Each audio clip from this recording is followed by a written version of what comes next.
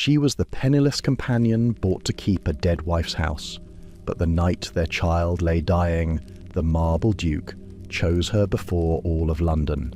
The contract was already signed when Lavinia Sharp was first allowed to look at the man who had bought her. The library at Rayburn House was the coldest warm room she had ever stood in. A fire burned in the grate tall as a child, and still the marble of the place seemed to drink the heat out of the air before it could reach her. The Duke of Rayburn stood at the far window with his back to her, and a lawyer in a black coat read aloud the terms of a marriage that had been arranged the way one arranges the sale of a horse, while she stood near the door with her gloved hands folded and her chin level and her whole future being decided in a voice that never once said her name. She was 26. She had been a paid companion to 3 different elderly women across 9 years, fetching shawls, reading sermons, swallowing insults at table, and she knew exactly what she was worth to the people who hired her, which was very little, and exactly what she was worth to herself, which was rather more. So she kept her face still when the lawyer reached the part where she was described as a gentlewoman of respectable birth and no fortune. She held steady when one of the Duke's relations, a thin woman seated by the wall whom no one had introduced, said behind her fan, plainly meaning to be heard, that it was a mercy his Grace had found a creature plain enough to keep the gossips quiet and grateful enough to make no trouble. The Duke of Rayburn kept his back to the room at that. He let it pass. He looked out at the bare winter garden as though she were a piece of furniture being moved into a room he meant to lock behind him. That was the moment Lavinia understood what she had agreed to. Not cruelty. Cold. A man who would not bother to be cruel because cruelty would require him to notice her at all. Her name is the one you must hold on to, because she is the only warm thing in this story for a long while, and she is about to walk into the coldest house in England on purpose. Lavinia signed because of Cassie. That was the whole of it. Her younger sister, 18 and bright and good, had nothing in the world but Lavinia, and the settlement the Duke of Rayburn's lawyers had offered contained a portion for Cassie, a real one, enough for a dowry and a small safe future, and a cottage, and a quiet clause that let Lavinia herself walk away with a modest income once she had given the Duke the one thing he wanted, which was an heir, or failing that, 2 years of a wife's respectable presence to silence the talk that he had buried one duchess, and could not be troubled to find another. 2 years. A name on a paper, a door at the end of it that opened onto freedom. She had decided, standing in that marble library, that she would feel nothing, give nothing, want nothing, and at the end of it, walk out with her sister safe, and her own heart entirely her own. She did not yet know about the child. The wedding was held in 3 days, and attended by no one who loved either of them. Rayburn House received its new duchess the way a tomb receives a visitor. Mrs. Tyndall, the housekeeper, a straight-backed woman with grief worn into her face like weather into stone, met Lavinia at the door and curtsied exactly as deep as duty required, and not 1 inch deeper. The servants were arranged in a line in the great hall, and every one of them looked at the new wife and then looked very slightly at the portrait that hung above the staircase, where a beautiful dark-eyed woman in blue sat with one hand on the head of a small girl, and Lavinia understood that she had not married into a household. She had married into a shrine.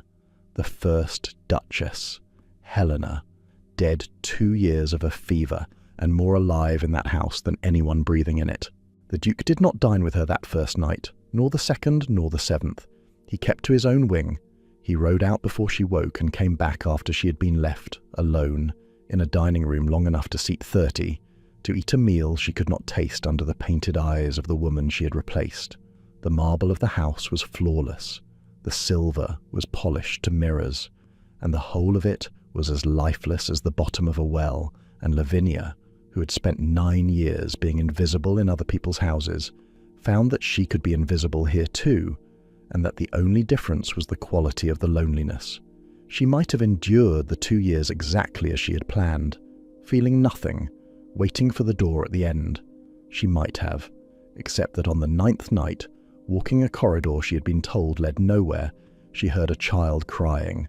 The nursery wing of Rayburn House had been shut up like a sick room. The hangings were drawn. A single candle burned where there should have been a dozen, and in a bed too large for her, a small girl of perhaps 6 years sat bolt upright, with her knees against her chest and her face wet and furious. And when the door opened, she shouted in the high, cracked voice of a child who has learned that no one comes, "Go away. I do not want Mrs. Tyndall. I do not want anyone." "Then it is fortunate," Lavinia said quietly, "that I am no one in particular."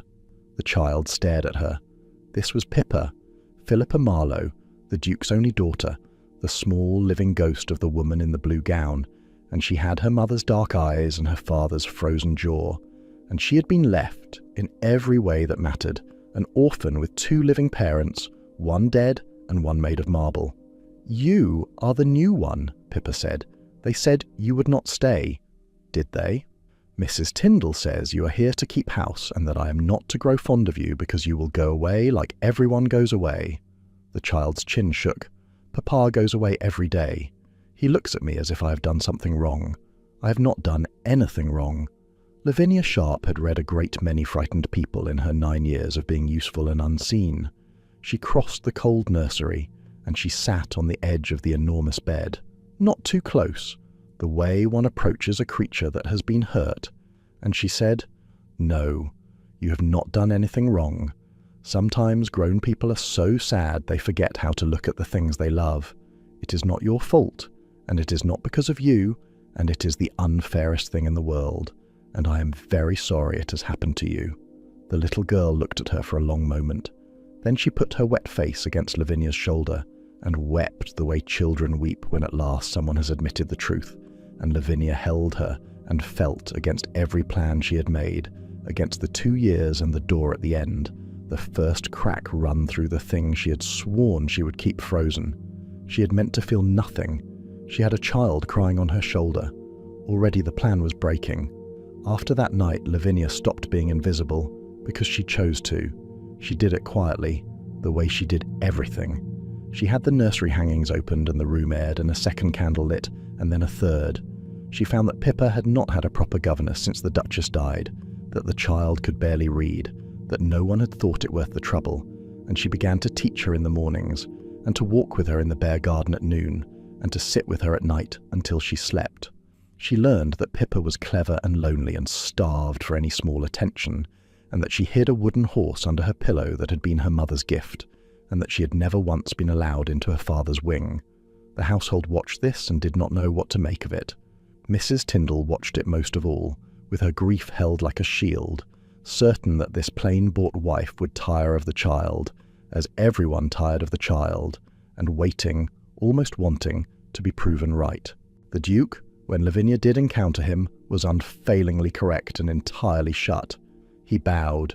He inquired after her comfort in the flat voice of a man reading a card. He had, she noticed, the trick of making courtesy itself into a wall, of being so perfectly polite that there was no door anywhere in it. The first time their paths crossed in the long gallery, he asked whether she had everything she required, and she said, "Yes, Your Grace." And then she added, because she could not help it, that his daughter required a great many things and had been given almost none of them, and for one instant something moved behind the marble of his face, something quick and stricken, before the wall came back down, and he said, "Mrs. Tyndall manages the nursery," and walked on. But that night a parcel was left outside the nursery door without a word.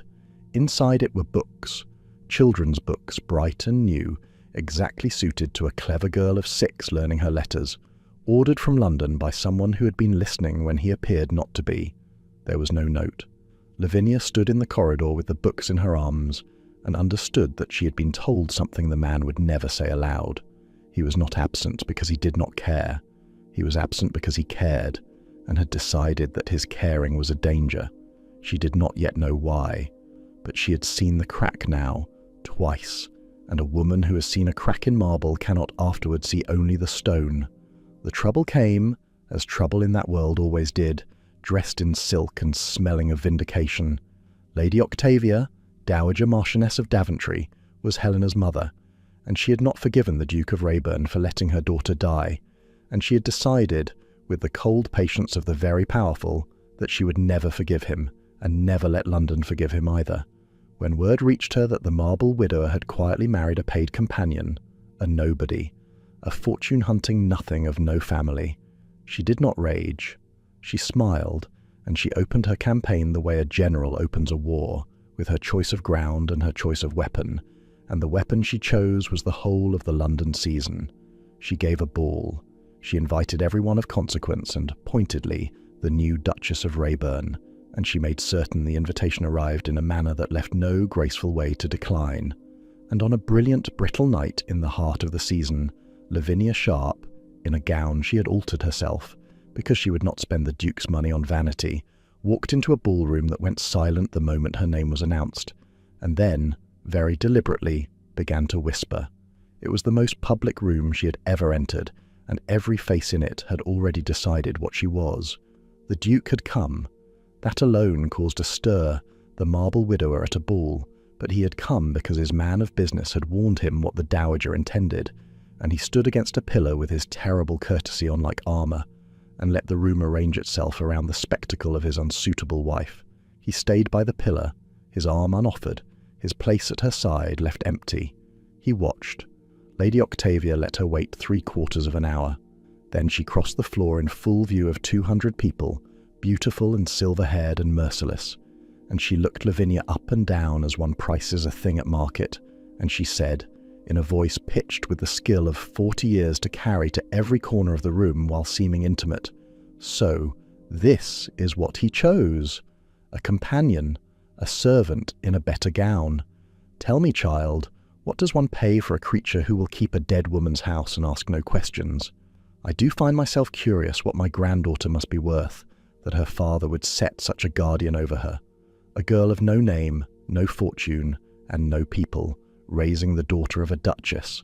The poor child. The poor, poor child." The room held its breath. This is how these rooms work, you understand. The silence comes first, before anyone dares react, a crystalline, frozen second, where every body in the place goes still, and every eye fixes on the woman who has just been struck without a hand being raised. A fan stopped moving. Somewhere a glass was set down too carefully. Beside the orchestra, a young woman in pale rose, whom society had expected the Duke to marry, went very still and grave. Lavinia Sharp stood in the centre of all of it, dry-eyed and quiet, her voice held level. She had been insulted by experts for 9 years. She knew that the only answer to a frame like that was to refuse it. "You are quite right that I have no fortune, Lady Daventry," she said, and her voice was low and even and reached every corner of the room exactly as the dowager's had. "I have no name worth the saying, and no people but a sister I love. But you are mistaken about one thing. I am not raising your granddaughter for pay. No sum was named for that, because no sum could be.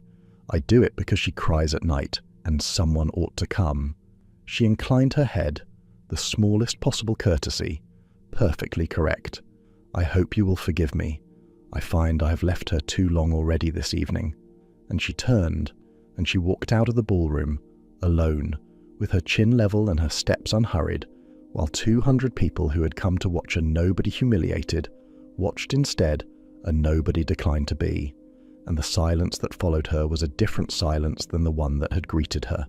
By the pillar, the Duke of Rayburn watched his wife leave and did not follow her, and a footman who had served the house for 30 years would say later, below stairs, that in that moment his Grace had looked at the door.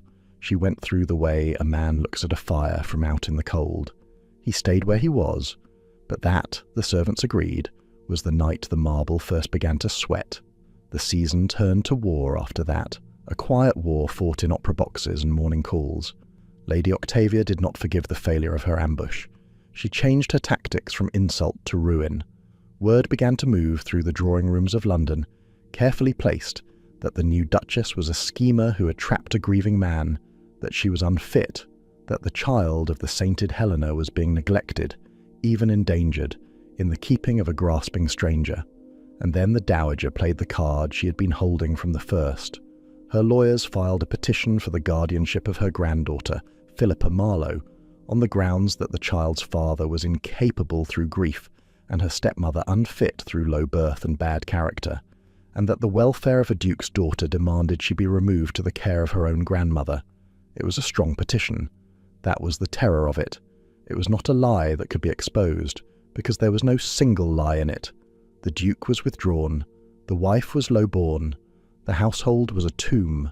The dowager had only to point at the truth and shape it, and the truth was on her side, and a court of men who knew her power and did not know Lavinia might very well hand a frightened 6-year-old to a woman who wanted her not as a child, but as a trophy in a grief that had curdled into a campaign. Lavinia read the petition in the cold morning room and felt fear move through her like water under ice. Not fear for herself, fear for the child who had cried on her shoulder, who had begun slowly to laugh again, who slept now with the wooden horse out on the pillow instead of hidden under it, because she had stopped being afraid someone would take it. They were going to take her. The whole machinery of that glittering, bitter world was being turned to take a little girl away from the one place she had begun to feel safe. It was the Duke who came to her then. For the first time he came to her, walked into the morning room without being summoned, and stood, and Lavinia saw that he had read the petition too, that he held a copy of it crushed in one hand, and that the marble had cracked clean through at last. "She means to take Pippa," he said. "Yes, on the grounds that I am unfit." His voice was very quiet. "She is not wrong, you understand. I have been unfit. I have left my own daughter to grow up in a house where no one was permitted to be happy, because I could not bear to be happy in it myself.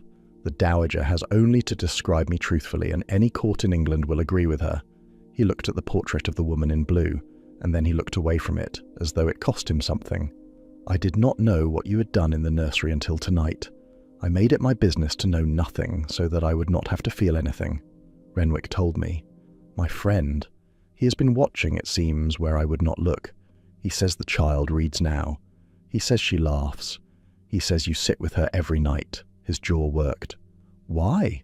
And Lavinia, who had meant to feel nothing, found that she could not lie to him, because the wall was down between them at last, and there was a person behind it. "Because no one else would," she said, "and because I know what it is to be a child no one comes for." He closed his eyes.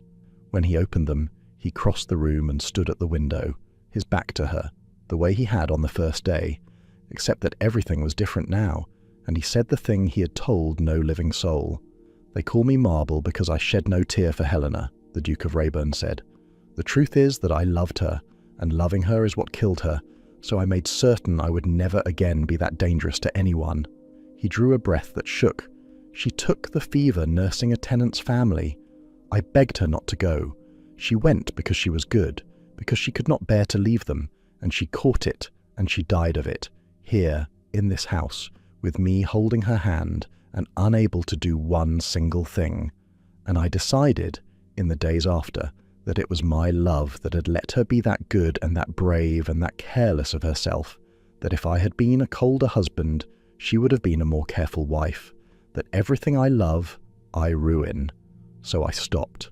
I stopped letting myself love my own daughter, because I was so certain I would ruin her too. And I have. I have nearly ruined her.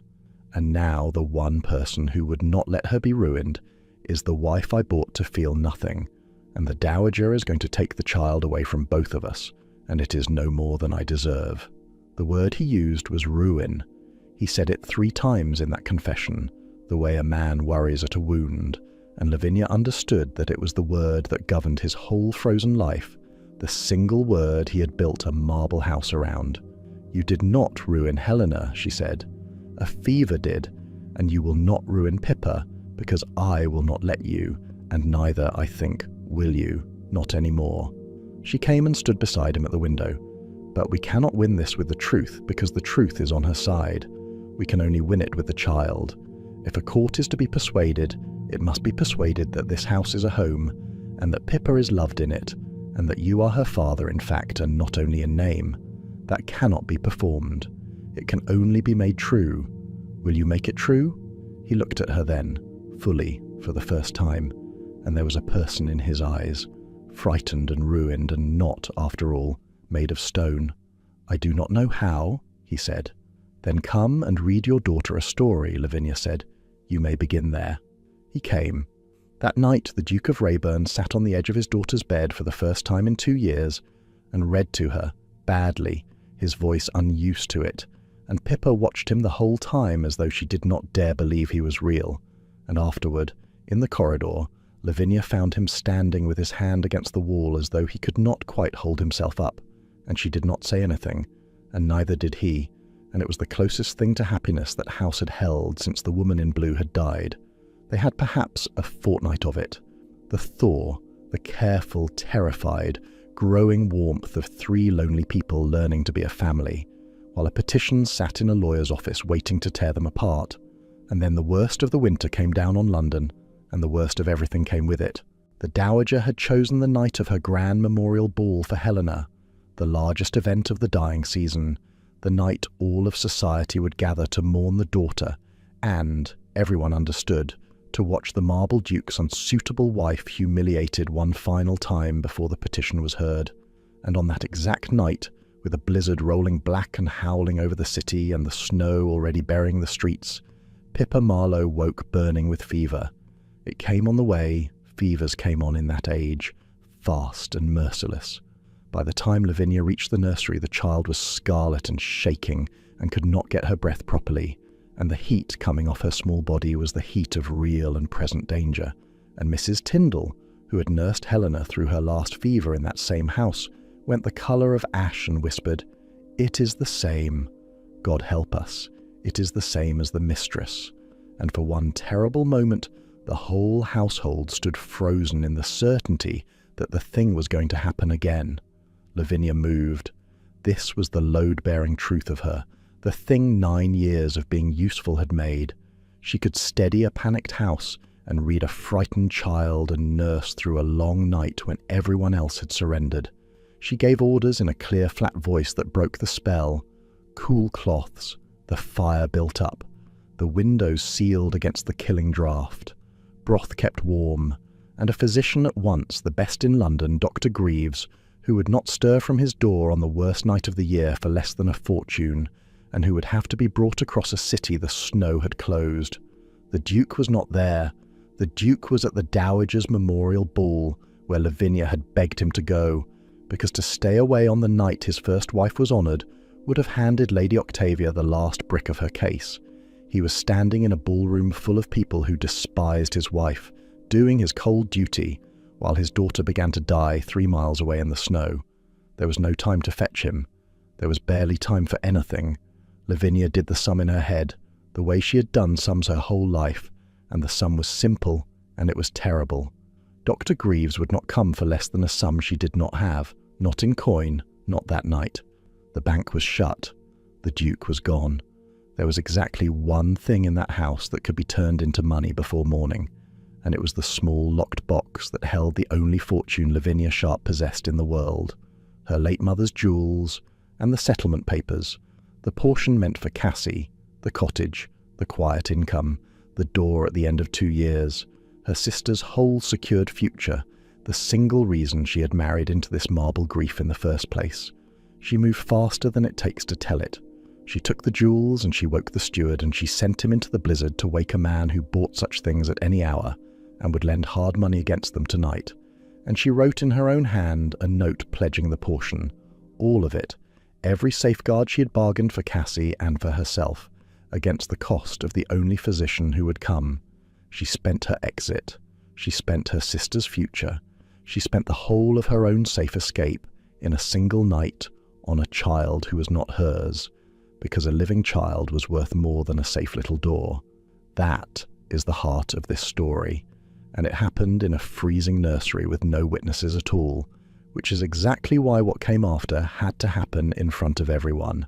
At the Dowager's memorial ball, Lord Renwick found the Duke. Renwick was the Duke's one plain-speaking friend, the only man who had never once treated Rayburn as marble, and he had ridden through the blizzard with the snow-caked white on his shoulders, and he crossed the gleaming floor without bowing to anyone, and put his hand on the Duke's arm and said low, "Tristan, the child. Pippa has the fever, bad, and your wife has sold her own jewels and pledged the whole settlement to bring Greaves through the snow, and she is sitting up with the girl this minute alone, and you need to go. Now! Before God, go." The Duke of Rayburn stood in the middle of his dead wife's memorial ball, and the room, which had been waiting all night for a spectacle, got one it had not planned. Lady Octavia saw his face change and crossed to him at once, scenting the moment, and said, loud enough to carry that surely his grace was not thinking of leaving his own dear Helena's memorial, that it would be the final proof of how little this house honoured its true duchess, that the whole world was watching and would remember. And the whole world was watching. 200 faces turned. The orchestra faltered. This was the trap closing, the public ruin she had built the entire season to spring. The Duke looked at her, and at all of them, and the marble did not crack this time.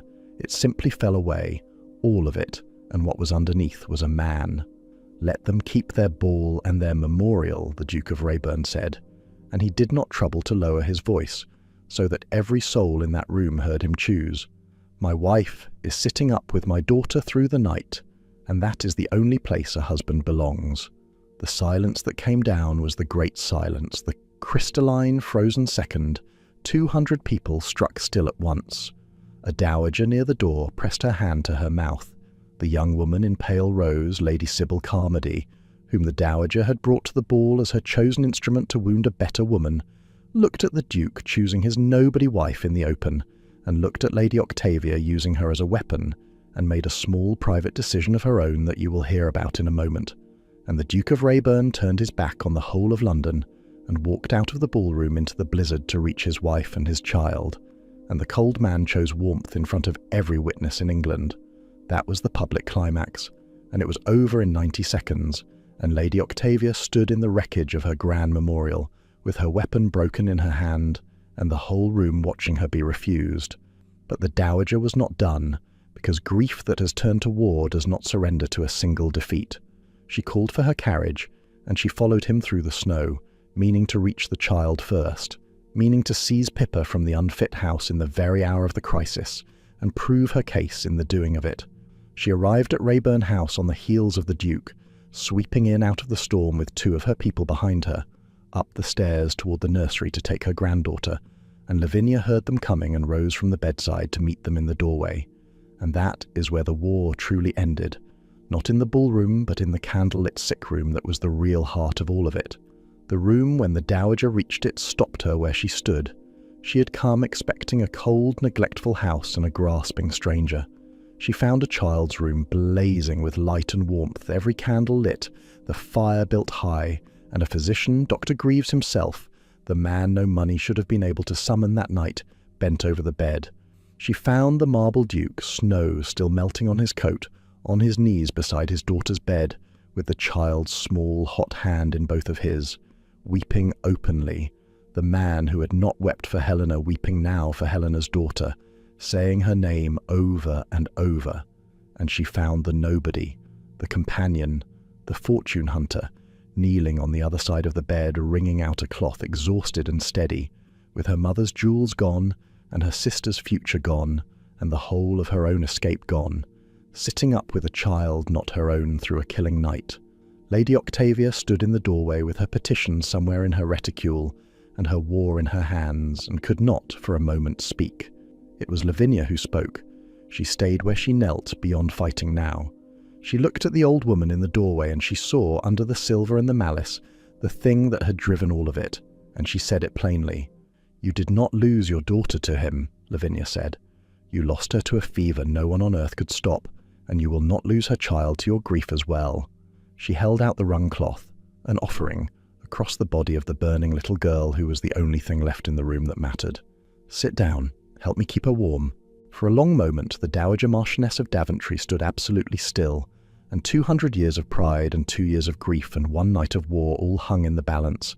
And then the old woman's face broke the way the Duke's had broken, and she crossed the room not as a general but as a grandmother, and she sat down on the edge of the bed where her daughter's daughter lay, and she took the cloth from Lavinia's hand, and she helped keep the child warm. No apology came, and none was needed. She had laid down her war at the bedside, and that was the whole of it, and the petition was never spoken of in that room again.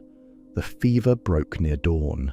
It broke the way the worst fevers break, all at once, the scarlet draining out of the small face and the dreadful heat, giving way to an ordinary damp warmth and the breathing easing into the deep, even breath of a child who is going to live.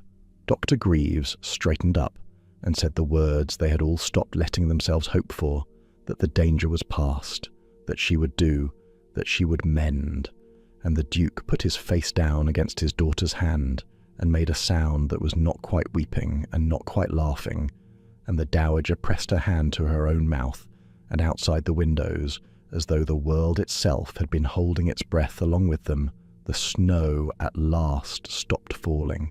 The Dowager Marchioness left in the grey first light. At the door she stopped, and she looked back at Lavinia, and the old woman who had set the whole of London against a nobody said only, "She loves the child," not as a question to the Duke, and the Duke said, "Yes," and the Dowager nodded once and went out into the white morning, and within the week she had quietly withdrawn her petition, and, in the way of that world, let it be known just as quietly that the new Duchess of Rayburn was a woman of character whom she herself esteemed, which undid every whisper of the season more thoroughly than any defence ever could. As for Lady Sybil Carmody, she had already withdrawn from the field that same night, on her own terms, neither punished nor redeemed, having decided in the ballroom that she would not be any woman's weapon, and she married a decent man the following spring, and is not part of this story any longer. The private mourning came after, and it was small, and it was everything. Pippa slept, mending, the wooden horse on the pillow beside her.